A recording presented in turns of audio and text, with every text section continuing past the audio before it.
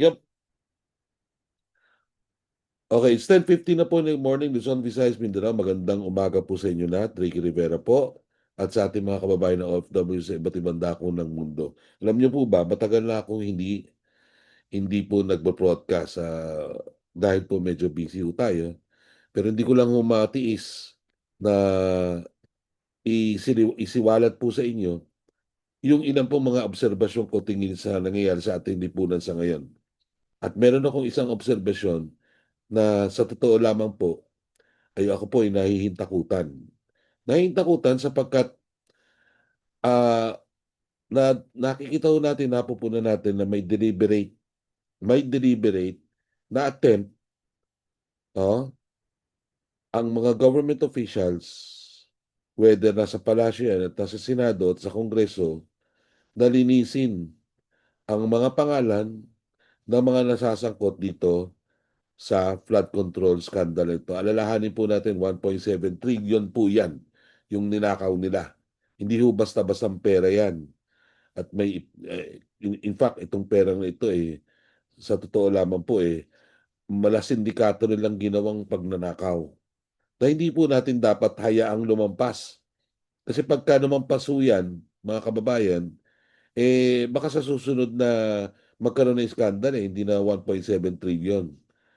Baka 2 trillion na yan, 3 trillion o whatever. Huwag ho nating hayaan. At mukha ho ngayon, matapos ang ilang umigit ng pasang taon, ano, ah, matapos ibunyag ng ating Pangulo yan sa kanyang State of the Nation, makikita ho natin sa 15 at marami pang individual na kanyang pinangalanan ay ilan na ho ba ang nakasuhan, no? Ang nakasuhan ho lamang ay yung Diskaya kasi masyadong maingay, no? At sila ho'y nagwiling na tumestigo. How about dun sa iba na tumestigo sa Senate Buribon? Wala ho tayo naririnig na nasampahan ng kaso yan, no? Yung Guardiola, nasampahan ho ba ng kaso? O yung ito pong construction company ni Eric Yap. Yun hong construction company at na malapit to di umano kay Pangulong Ferdinand Bongbong Marcos na siyang di umano naging kasangkapan dito sa sirang infrastructural project diyan sa may Benguet, no? Yung ubay nakasuhan. So madalit salita, eh sabi nga ho ng ating Pangulo, tuloy-tuloy daw ho yung investigasyon. Ano ho bang paghihirap? Bakit ho napakatagal namang ah, isilid sa kulungan itong mga to?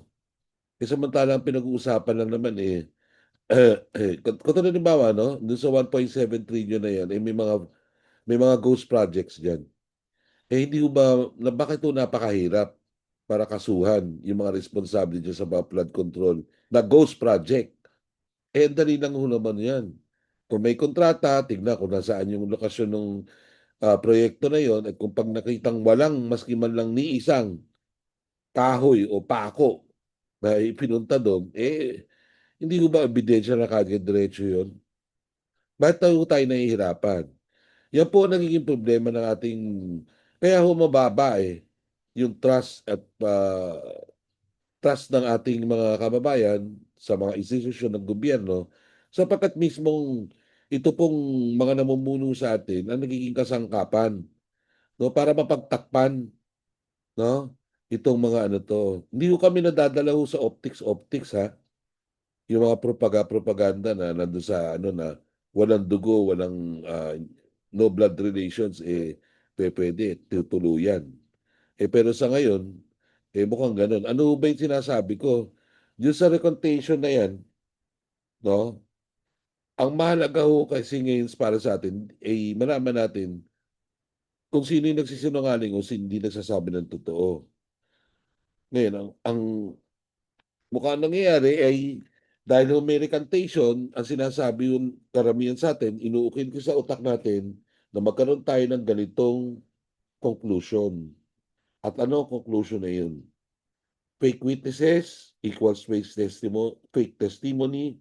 Ibig sabihin, gawa-gawa lang ang buong flood control scandal. hindi po dapat gano'n ang maging konklusyon natin. Pero ito po ang naratiba na iniukil-kil ngayon sa atin, na pinaniniwala tayo na itong mga rekantasyon na 'to ay, proof na walang naganap na flood control scandal. Eh, teka muna, kapagka gano'n hong naratiba, sinong tatamaan niyan? Tatamaan ho diyan yung pangulo, si Pangulong Ferdinand Bongbong Marcos. Ibig sabihin, nagsinungaling siya, 'no? Sapagkat do'n sa State of the Nations mismo sinabi niya, eh. Tapos ngayon sasabihin natin para malinis si Speaker Martin Romualdez at ilang mga malalaki at na kontraktor at mga politiko, mga kasapakat nila, sasabihin nun natin dahil false testimony equals false cases.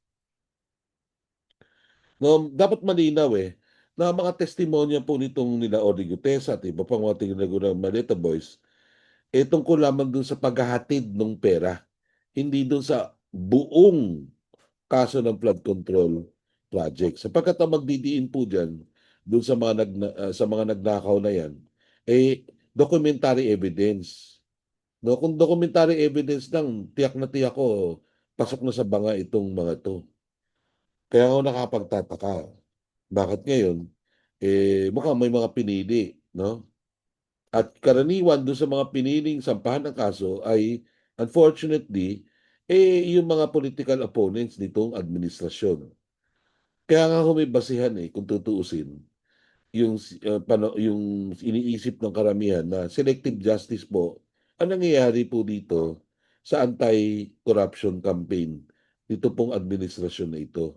Pasintabi na lang ho, sasabi lang ho tayo ng katotohanan. Na parang ganito rin yan nung panahon ng anti-drugs campaign naman ni dating Pangulong Duterte, ay may mga umuugong na mga balita na selective din yung ginawa nilang prosecution. Kumbaga, yung mga hindi nila kasapakat di umano na mga drug personalities nabuhay, ay pinatay, tapos yung kanila namang malalapit sa kanila na inattest ho yan, maraming witness na nagsabing yan, na nabuhay at nagnegosyo pa.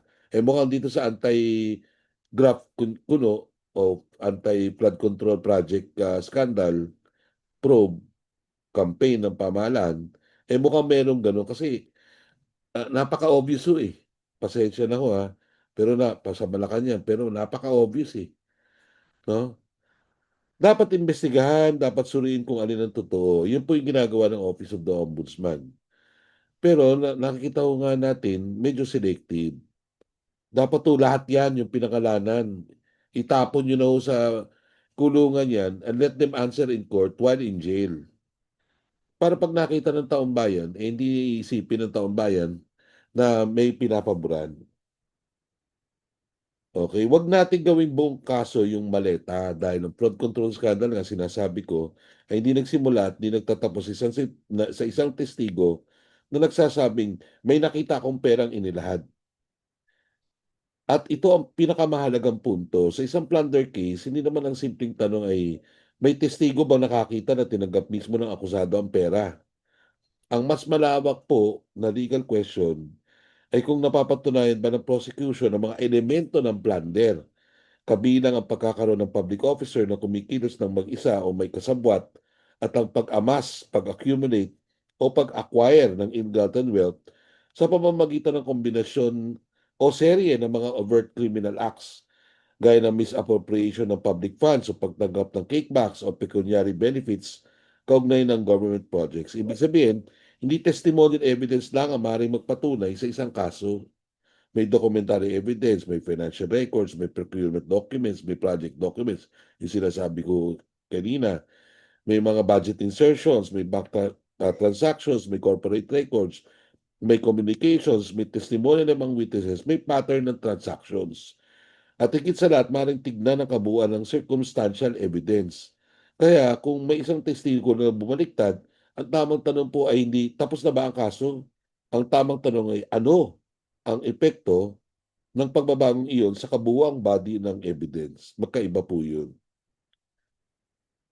At may isang malaking pagkakaiba po, no? Kung ang isang tao ay nag-recant, hindi ibig sabihin na napatunayang walang anomalya. Kung napatunayang false witness ang isang tao, hindi ibig sabihin na false ang lahat ng dokumento.